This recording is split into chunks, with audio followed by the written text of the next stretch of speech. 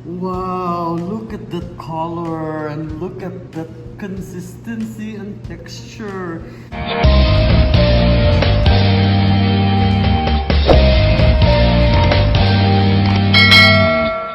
Hello and what's up mga friendship? Welcome back to my channel. Ako po ang KitchenmasterKen, ang nag-iisang nurse na hindi lang sa ospital rumarampa, kundi pati na rin sa kusina.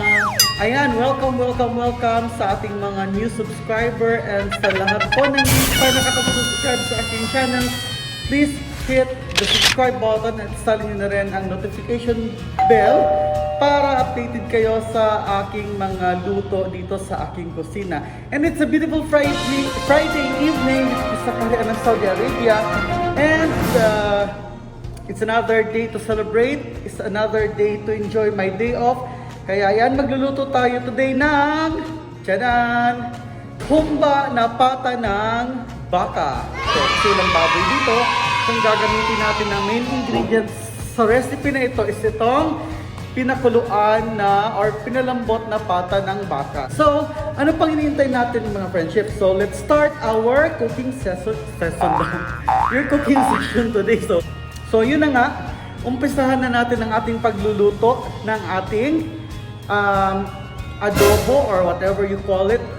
But I call it humba na pata ng baka. And here are the ingredients. Or nating himayin yung ating bawang. So, mangailangan tayo ng tatlong piraso ng bawang. Okay, ang tawag nito, 3 cloves of garlic. Ito, hiwain lang natin siya ng maliliit. Yan. So, ganyan. Tapos, set aside. Next, so, ayan. Himayin natin ang ating sibuyas. Ayan. Ano ba ito napili ko sibuyas? May ano. So, ayan. Tanggalin na po natin mga friendship yung bulok na parte.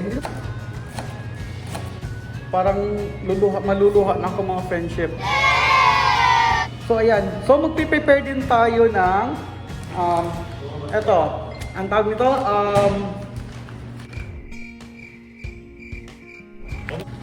paminta. Yan, nakalimutan ko tuloy. So, paminta or yung peppercorn. Then, after nyan, kailangan din natin ng brown sugar. Tapos, kailangan natin ng asin. Ito, yung ating salted black beans. Of course, kailangan natin ng vinegar. Kailangan natin ng toyo. And yung ating panggisa, of course, kailangan natin ng mantika. Kailangan din natin ng tubig. And yung ating pinakabida na recipe, na ingredients, yung ating pinalambot na pata ng baka. So, super lambot po ito kasi pinakulian namin to overnight. So, ayan. So, ano pang hinihintay natin? Ako mga friendship, tawag ito, naluluha ako doon sa sibuyas. Ang talaga mahirap pagka ng sibuyas kasi naluluha ka talaga. Well, anyway, so ayun mga friendship, ipiprepare na natin yung ating kawali para sa ating lulutuin. And I'll see you in a bit doon sa aking kusina. One eternity later. Welcome back mga friendship. Andito na nga ako sa aking kusina. And uumpisahan na natin ang pagluluto ng ating humba na pata ng baka. So ano pa hinintay natin? Simulan na natin ang pagluluto. Nakasala natin kawali. So, mainit na siya. I believe mainit na siya. So, I believe mainit na siya. So, kailangan natin lagyan ng konting mantika. Ala, nasaan pala yung aking Paabot na ng aking mga bawang at saka sibuyas. First thing na ito yung isigigisa natin yung ating bawang. Yan. Sunod natin agad yung ating sibuyas. Dapat may mga sound effect talaga na ganyan. Ayan. Maglagay rin tayo ng pamintang buo. So, isalin natin siya sa paggisa para maluluto din siya. Yan. So, sa amin yung ginagawa namin doon sa bahay noon, talagang dinudurog namin siya.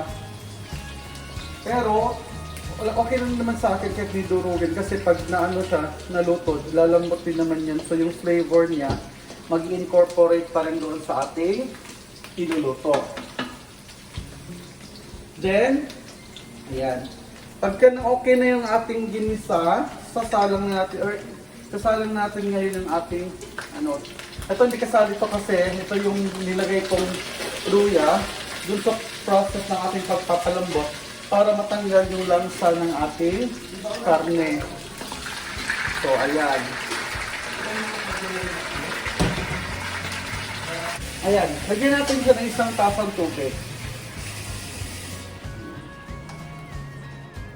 Okay, ayan na. So, huwag natin siyang damihan ng tubig kasi nga malambot na naman na yung ating yung ating mga pata. So, enough lang siya na magkaroon tayo ng konting sauce. So, as you can see mga friendship, it now starts to boil. So, pwede natin siyang lagyan ng ating mga iba't ibang ricado sa pampalasa. So, first first, lagyan natin siya ng kalahating tasa ng toyo para mas matingkad yung kulay niya later on pag naluto na. Yan. Tsaka ito na rin yung magiging magiging salt base natin kasi di ba maalat man yung toyo. So, lagyan lang natin siya ng konting salt din. Though may salt base na tayo, lagyan natin siya ng konting salt. Just to enhance the saltiness kasi later on din, hahaluan natin siya ng brown sugar.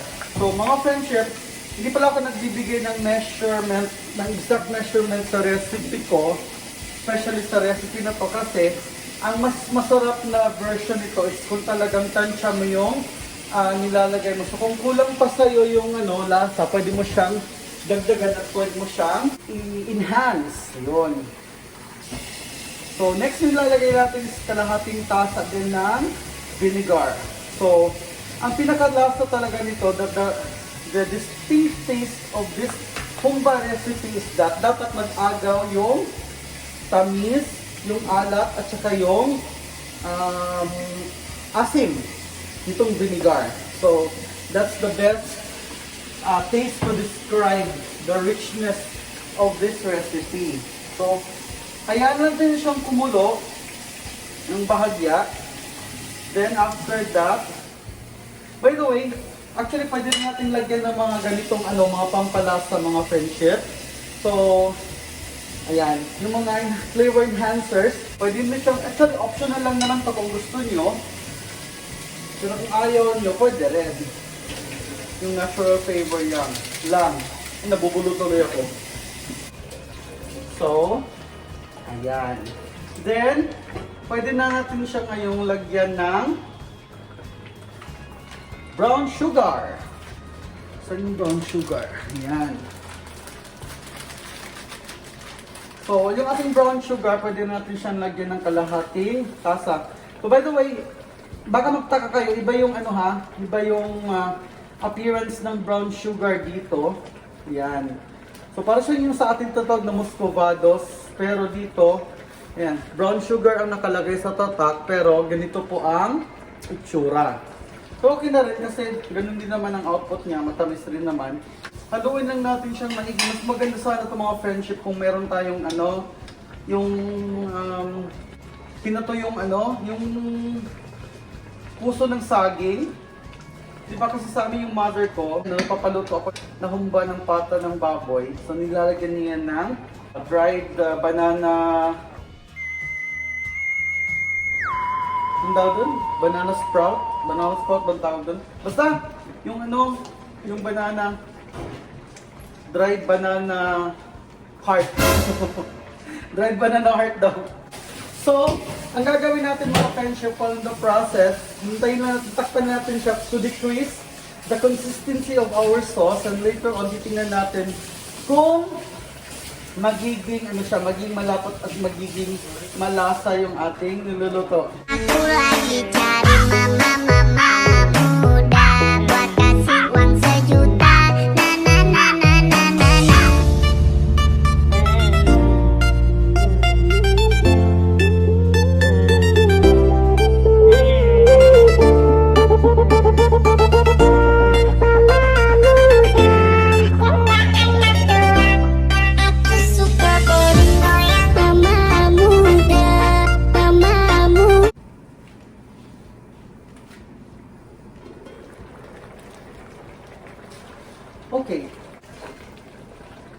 So medyo na yung ating sabaw, pwede na. So ngayon, i-prepare na natin yung ating salted black beans. So ito na mga friendship, ito na yung ating salted black beans. So dinain ko na yung kanyang brine and medyo na-rinse ko siya ng konti just to again remove that heavy salty na taste nitong ating or salted black beans. So since na-reduce na yung ating sabaw or sauce nitong ating niluluto, ilalagay na natin itong ating salted black beans. So ayan, ihalo na natin siya. Ayan. Tadam! Tadam! Ayan. So, titikman natin siya ulit kung ito yung pre-final taste test natin to check if okay na ba siya o hindi. Ayan. So, yun na po yung flavor na hinahanap ko. Yung mag-aagaw, yung tamis, yung alat, at saka yung asim ng vinegar. Ayan, ang sarap.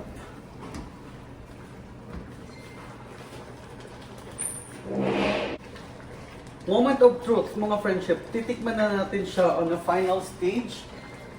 Ayan. Let's see kung talagang achieve natin yung ating recipe today. So, ayan. Oh, wow! Tastes like heaven and earth. So,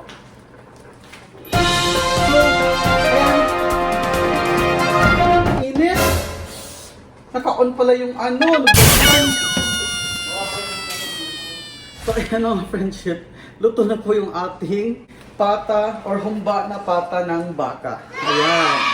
Tadaan! Wow! Look at that color and look at that consistency and texture. Ayan mga friendship, luto na po ang ating humba na pata ng baboy and it looks so yummy. I can't wait to taste it with a hot steamy rice.